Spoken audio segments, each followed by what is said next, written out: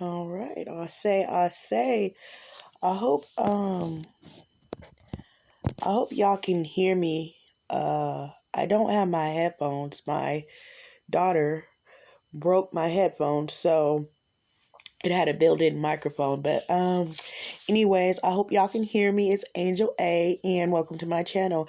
So actually, I've been wanting to make a video for a while for you guys. It's been a minute since I made my last video. I've been really in transition, getting some things started. But so you guys will be seeing and hearing a lot from me with that. But with that being said, I was laying down today thinking about making a video, and what I wanted to talk about when I came across this Will and Chris Rock situation. So being the nosy person I am, I clicked on the video and was just seeing what was going on and peeping the scene or whatever. And so I'm sure everybody's seen it by now.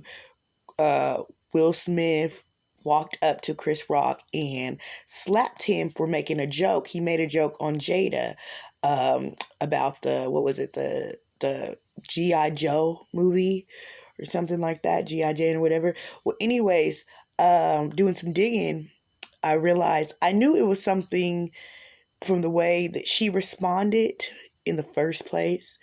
I knew it was something that was personal. I knew it. I knew it had something to do with something that really did affect her. But and Will laughed. Will actually laughed. He laughed at first, and I saw that. But when he walked up and he slapped him, I thought it was a joke. I'm like, I didn't think nothing of it, but when he started to yell, "Keep my wife's name out your fucking mouth," then I realized, okay, this ain't a joke. He's serious. And so, I'm sure, like everybody else was, I was confused at first. But like I said, I ended up doing some digging, and I found out that, and I didn't know this, but I'm sure a lot of people probably already knew, but I found out that, Jada suffered alopecia, and she, hair loss. And so she shaved off all her hair. And so the G.I. Jane joke or whatever, G.I. Joe or whatever joke Chris Rock made that I didn't even think was really funny. Even I didn't get it, but when I did get it, anyways, the joke was in reference toward her hair loss. So, and so I read through the comments and stuff, and people are defending. A lot of people, a lot of people are saying that Chris Rock handled that really professionally, and I do agree with that. He did. As a comedian, he handled it like a comedian would, and he really did really good with that, I will say, because I would have been embarrassed. Like, I wouldn't have known. I probably would have had to run off stage. But so you have a couple people who, a lot of people actually went and came for Will's defense. Like, I would defend my wife the same way. And so I kind of want to just take a step back from all that and kind of put it into another perspective, in another light, shine another light on this. So I will give a couple comments. One being, number one, I do think Chris handled that really professionally, as far as like a comedian would. Like, he kind of laughed it off and joked it off. You could tell he was really shocked. And I think somebody pointed that out in one of the comments on one of the videos I watched concerning it. But he did really well, and I was really shocked. I was impressed. I was impressed about how well he played that and handled it. In Will's defense, yes. And that's actually what I kind of want to hone in on Will and his emotions. Now, being a spiritual mentor and a natural empath and an energy healer, and just looking at the whole situation and the energy of the situation, and Will's energy when he was yelling, "Keep my wife's name out your fucking mouth," like, that was very intense energy. And I seen in his eyes and heard in his voice the anger and the emotion that came out with that. And it was so much. It was so much emotion in what he was saying. And so when I realized, what the joke was pertaining, her alopecia, and then I think about all the stuff that Will and Jada just went through these last couple years with the entanglement and all, they pretty much been the highlight on everything. Everybody's talking about them, and not in a good way. People are putting their opinions. I, number one, would like to say that everybody's human. Just because they have a lot of money and just because they wear, nice clothes and live in nice homes, they're still human like us, and they still make mistakes like us, and they still have human emotions. And so just think about how you feel when you think just a little bit of people who are around you, whatever, maybe talking about you behind your back or even in your face and making fun and picking jokes and stuff at you. So just imagine as these celebrities, when they have the whole world honing in on them and talking about them and all that kind of stuff, a person can only take so much. Now, was Chris Rock out of pocket for making that joke? Yes, because it comes to a time where your jokes are too far. And I think that if he was really understanding, and looking at it from a bigger picture, he would see that maybe that wasn't the correct time. First of all, that wasn't the correct kind of joke. You don't talk about, Jada, which is another celebrity's, something so personal to her. That was kind of, but being he is a comedian, comedians sometimes tread on the dangerous side. So I can kind of see that. But like I said, taking it all in and understanding that all the stuff that Will and Jada have been through, I can sympathize with where his mindset was. Now, like I said, he laughed at first. I know I'm kind of jumping all over the place, but I'm gonna get to a point. He laughed at first, but I guess when he seen his wife upset, that's when he kind of just, he lost it. He lost it, which a loving husband, and like he did go up there and he said something like, he something about protecting, and because of the film he was in, and he has to protect the ones he loves, and he gave a little speech or whatever. But this is what I wanted to say, and this is the message. Now, why the whole world is going gung ho about the hit, the slap, at face value. I like people and my followers and people who tune into my videos and things like that, and even some of my students that I'm getting ready to take in and things like that. I want you guys to understand something. Um, Always look deeper into every situation and see what you can take from it and learn from the situation. So while everybody's going crazy over the slap and the warts, look at it like this. That's a very real situation. And instead of seeing who's wrong, who's right, and whose side we should be on, we need to look at it, take the names out of it, take what happened, and look at it, make the perspective personalized to us. Because we've all been in situations to where we feel like we just can't take too much more. And I think that Will was at the point where he's been the laughing stock for the last couple of years. His manhood is probably hurt. His family's been in the limelight. Not only just him and Jada, but his children, his whole family. So he's been through a very testing period in his life. And to already be on the brink, you don't know what people are going through already. And to have that last little nudge, it's like that was just the last little bit to make him lose it. And people are lucky that he just did that. But when you look at it, take this and apply it to your life. When you're going through tough times and things are happening to you and you just feel like you can't take no more, all eyes might be on you, all situations, it's just chaotic in your life, and you feel like you're going to explode. Don't let that last tick make you explode. Because you see, he exploded right at the brink of something. Because right after that explosion, he ended up winning an award at the Oscars. He won, and from what I understand, that's like a big deal. He won the award. He was one of the nominees, and he won. But that anger and that hostility and that moment of just, and he lost it. ruin it all, because now he's going back up there giving his speech, but he kind of feels awkward. He's kind of bouncing around with what he's trying to say. He's trying to tie what happened into, a heartwarming speech and smooth it over and make it sound good and even make a little joke in there. But the reality is everybody didn't already seen what happened. Everybody didn't already seen you just slapped this guy. And it don't matter what you're going through. I know because that's how my mind works, but a lot of people aren't looking at that. They're just seeing, oh wow, it was a joke and you really took it far. And so now we can't even be happy, and people can't even really glow. And you seen, then they show up the camera, people clapping for him when he went up to win his award, and you kind of seen everybody's face.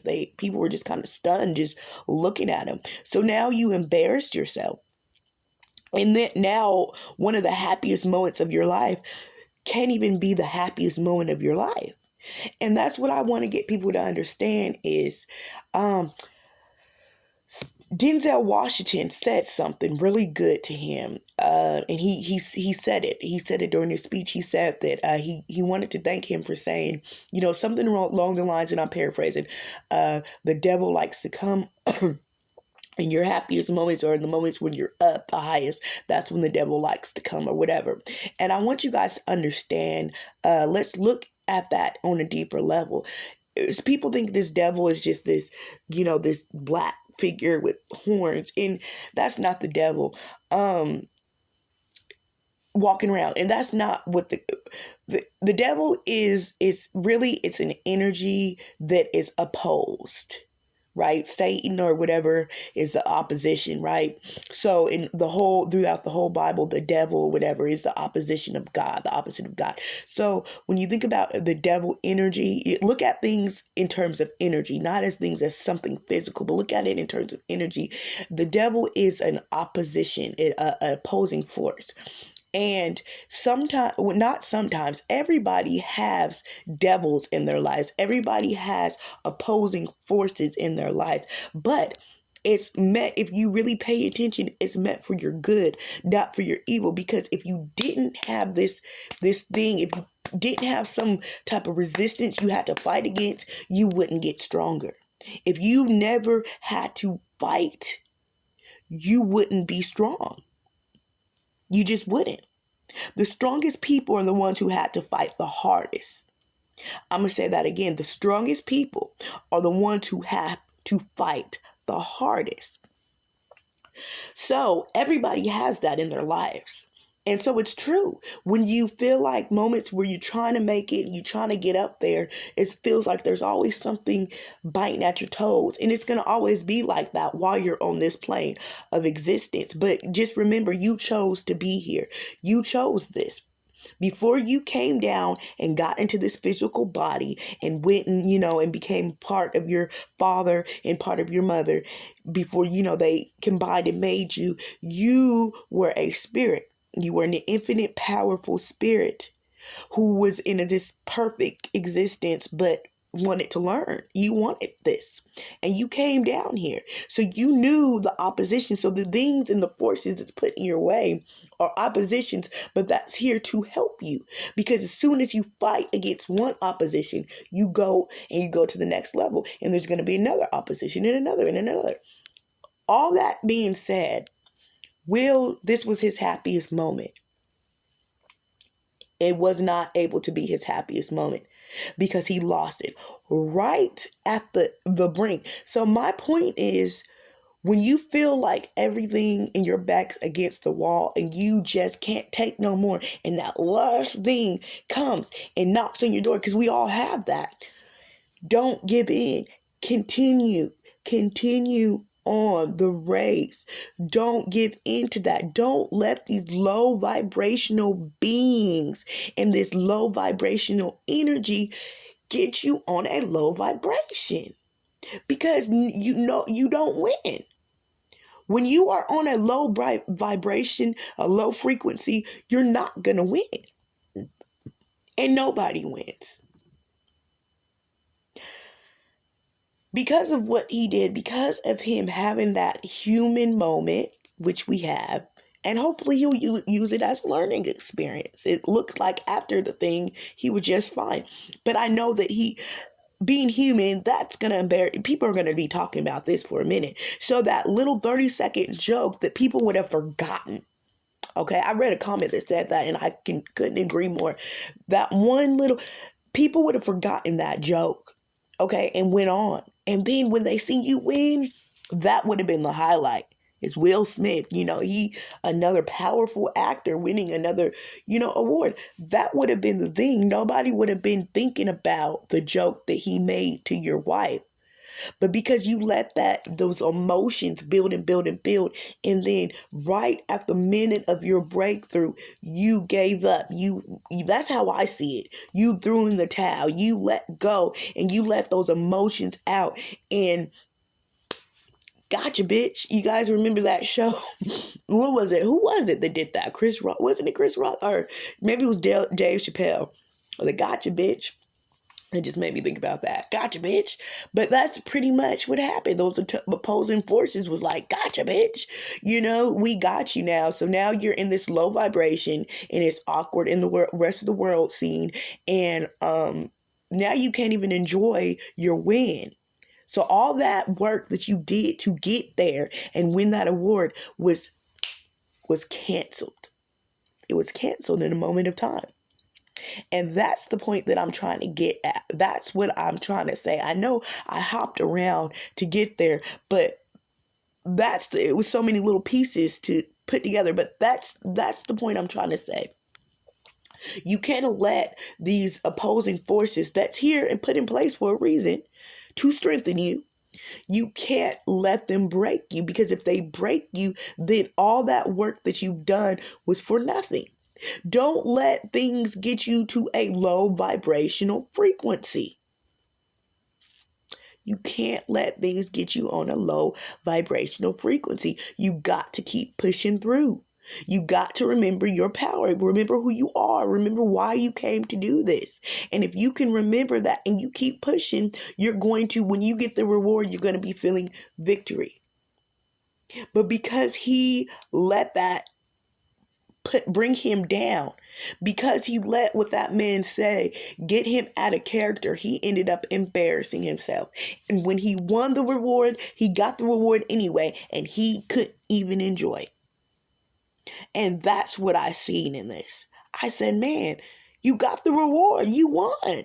So it don't even matter what this man said. You won for your acting, for something that you have been called to do, for your gift. But you ruined it in a moment of weakness. And now you can't even enjoy that. And that's what I take from that.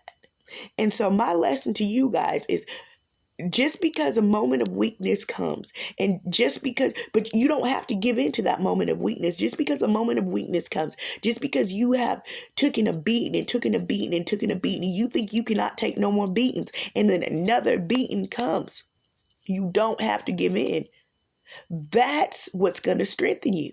If you can hold on just that one last time when you feel like everything's telling you, I want to jump out of my skin. But if you can hold it together that one time,